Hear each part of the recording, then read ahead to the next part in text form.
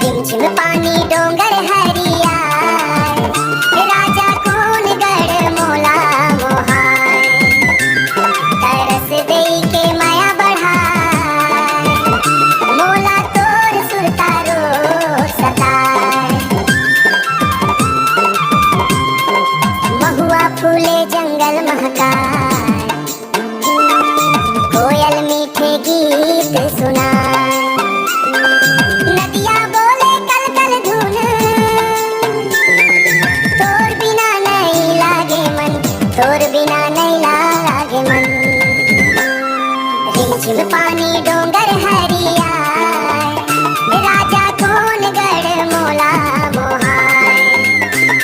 तरस देई के माया बढ़ाय, मोला तोर सुरतारो सताय।